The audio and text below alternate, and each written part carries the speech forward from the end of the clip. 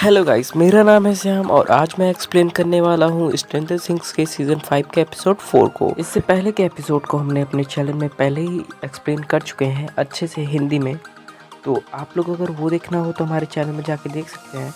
और चलिए इस एपिसोड को स्टार्ट करते हैं, लेकिन उससे पहले हमारे चैनल को सब्सक्राइब कर दें और वीडियो को लाइक करना ना भूलें। चलिए स्टार्ट करते हैं इस एपिसोड को एक्सप्लेन करना। तो एपिसोड के स्टार्ट में हमें दिखाया जाता है कि डेरिक अब उठ चुका है और उसे जॉयस समझा रही है कि तुम हम लोग का साथ दो, तुम्हें एक राक्षस पकड़ने आ रहा है। डेरिक मान भी जाता है और वो अपना रस्सी खुलवा लेता है, लेकिन डेरिक तो निकला बड़ा चंट। वो तुरंत धक्का देके जॉयस को भाग जाता है और इसी समय डेमोगॉर्गन भी इधर आ चुका होता है। क्योंकि डेमोगॉर्गन इतने पास था विल के, तो विल का हाइप माइंड उसके साथ कनेक्ट हो जाता है और विल हवा में उड़ने लगता है। इधर सब लोग डेमोगॉर्गन को मार ही रहे थे और जॉयस जैसे ही डेमोगॉर्गन को मारती है विल को भी दर्द होता है, क्योंकि इतने पास में वो लोग कनेक्ट थे। तो जैसे ही डेमोगॉर्गन सबसे बचा के भागता है और एक पोर्टल खुलता है, तो स्टीव इधर एक बहुत बड़ा स्टेप लेता है और वो उस पोर्टल के अंदर घुस जाता है नैन्सी और जोनाथन को लेके। फिर इसके बाद हमें दिखाया जाता है अंडरवर्ल्ड का अर्थ, जहाँ वो लोग डेमोगॉर्गन को ढूंढ रहे होते हैं, लेकिन वो उन लोग को मिलता नहीं। और इधर हमें दिखाया जाता है कि विल को दिख रहा है कि वेकना ने सबको कहाँ छुपा के रखा है। वो बहुत सारे बच्चों को अपने एक जगह छुपा के रखा है। और इधर मिलिट्री वाले हॉकिंस के सारे बच्चों को अपने मिलिट्री पुलिस एरिया में ले जाते हैं, क्योंकि उन लोग को लग रहा था कि इन लोग को कोई पकड़ रहा है। और ये सब करवाने वाला कोई और ही नहीं था, ये सब करवाने वाला डॉक्टर के था। डॉक्टर के बोलती है कि ये सब कोई और नहीं, एल करवा रही है। मिलिट्री वालों को लगता है कि सब एल करवा रही है। इधर स्टीव और जोनाथन सब लोग हाइप माइंड मतलब अंडरवर्ल्ड में होते हैं। इधर उन लोग के साथ डस्टिन भी होता है, क्योंकि स्टीव डेमोगॉर्गन का पीछा कर रहा होता है और अपनी गाड़ी का स्पीड बहुत ज़्यादा बढ़ा देता है। वो लोग सीधे जाके टकराते हैं अंडरवर्ल्ड के उसी वॉल पे। और इधर हमें विल बताता है कि कैसे डेमोगॉर्गन वेकना ये सबको पकड़ के रखा है। इधर हमें दूसरी तरफ मैक्स को दिखाया जाता है, जो कि हॉली को समझा रही होती है, मैं कोई जानवर नहीं हूँ, मैं कोई राक्षस नहीं हूँ, मैं तुम्हारे घर बहुत बाहर आई हूँ। तो पहले तो हॉली नहीं समझती, लेकिन थोड़ी देर बाद वो मान जाती है और उसके साथ गुफा में आ जाती है। वो बताती है मैक्स कि ये कोई रियल जगह नहीं है, ये सिर्फ वेकना की यादें हैं। इधर हमें दूसरी तरफ दिखाया जाता है जॉयस को, जो कि प्लान बना रही होती है कैसे वो मिलिट्री वालों के यहाँ से उन चुने बच्चों को लेके आएंगी जिनके वेकना पे श्राप है। और हम लोग का साथ देगा इसमें डेरिक। और इधर हमें दूसरी तरफ दिखाया जाता है जिस मिलिट्री पुलिस को हॉपर और एल ने पकड़ रखा था, वो कैसे अपने को छुटा लेता है और भाग जाता है इधर से। इधर हमें हॉपर और एल को दिखाया जाता है, ये लोग प्लान बनाते हैं कि हम लोग को उस मिलिट्री पुलिस एकेडमी में जाना ही होगा, उस बेस में जाना ही होगा, क्योंकि अगर उधर वेकना है तो हम लोग को उधर जाना होगा। इधर डस्टिन और हॉपर का वॉकी टॉकी भी कनेक्ट हो जाता है, क्योंकि ये सब लोग अंडरवर्ल्ड में ही होते हैं। तो ये लोग बताते हैं कि तुम लोग जहाँ हो उधर ही रुके रहना, क्योंकि हम लोग को कुछ करना है, हम लोग को उस बेस के अंदर घुसना है। तो डस्टिन तुम लोग जहाँ हो उधर ही रहना। इधर हमें दिखाया जाता है मैक्स बताती है जब मैं कोमा में थी तो असल में मैं वेकना की यादों में थी, क्योंकि लूकास म्यूज़िक चला रहा था, तो इसलिए मैं वेकना की एक यादों से दूसरे यादों में जा सकती थी। मैं उसके काफ़ी ज़्यादा यादों में गई हूँ, एक याद से दूसरी याद। मैं उस म्यूज़िक के धुन को पीछे पीछे पकड़ रही थी और मैं एक बार एक रूम में भी चली गई थी जहाँ एक रास्ता दिख रहा था, लेकिन अचानक से लूकास का वो टेप रिकॉर्ड ख़राब हो गया और मैं उस रास्ते को पार नहीं कर पाई। लेकिन मैं अभी रियल वर्ल्ड में होती और मैं इधर फंस के रह गई। लेकिन मैं आखिर में इस याद में आ गई, जो कि मुझे बहुत अच्छा लगा, क्योंकि मैं इस गुफा में वेकना मुझे पकड़ने भी आ रहा था और नहीं पकड़ पाया, इसलिए मुझे अभी तक वो नहीं पकड़ पाया है। और इधर हमें दिखाया जाता है कि दूसरी तरफ हॉली बोलती है कि अगर वो इतना ही वो है तो मैं अब तुम्हारा साथ दूंगी। और ये लोग प्लान बनाता है कि अब इसके बाद डायरेक्ट मिलिट्री पुलिस वालों के पास चला जाता है और बोलता है मुझे आप लोग रख लो, क्योंकि मुझे इन लोग से खतरा है।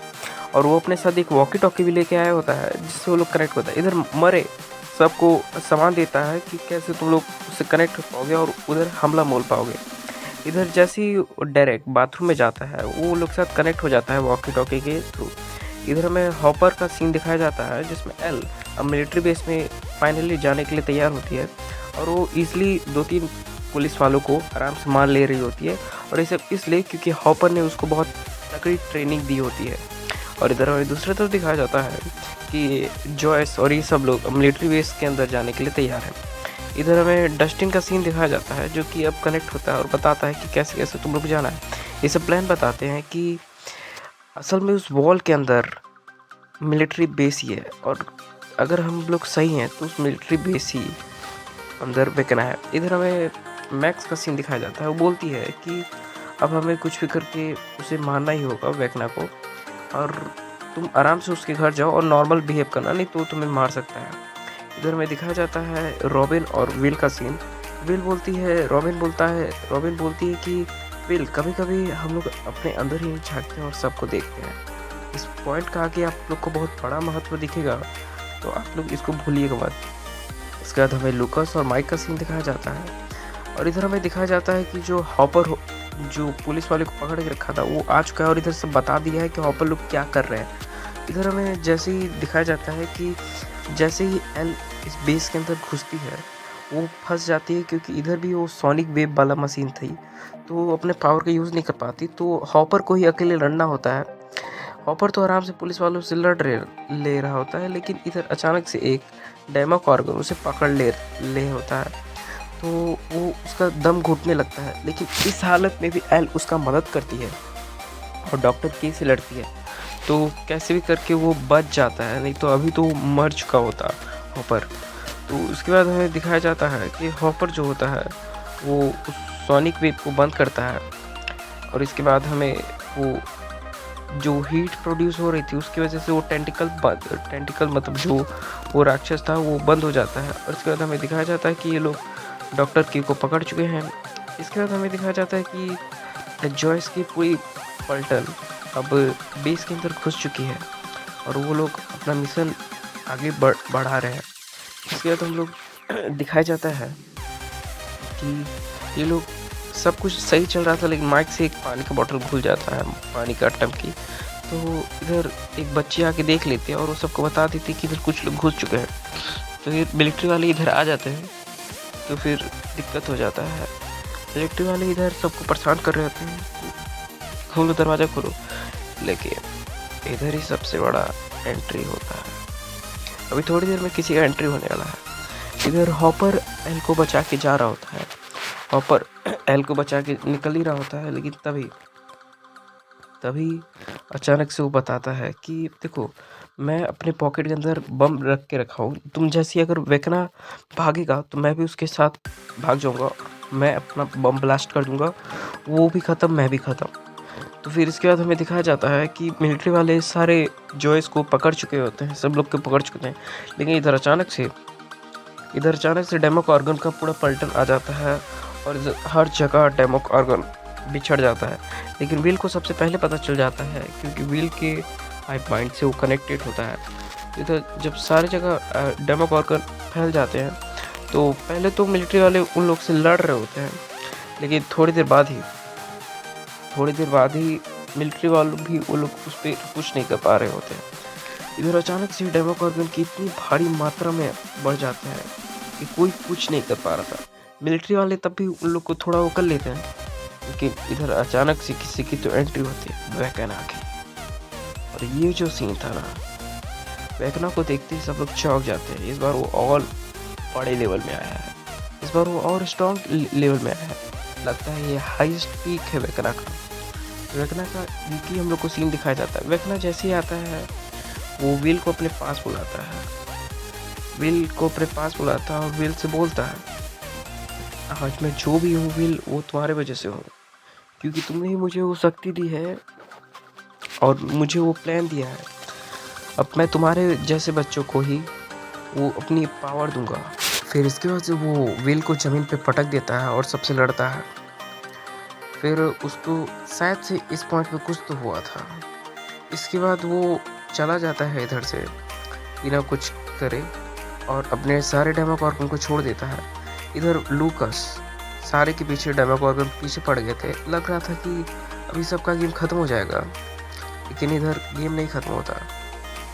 अभी 2 सेकंड में ही लग रहा था सबके पीछे, माइक के पीछे, लूकस के पीछे, रॉबिन के पीछे, सबके पीछे था एक डेमोकॉर्गन। लग रहा था सब लोग मर जाएंगे, लेकिन इधर अचानक से सारे डेमोकॉर्गन रुक जाते हैं पता नहीं क्या होता है लेकिन सारे डेमोक्रेट रुक जाते हैं।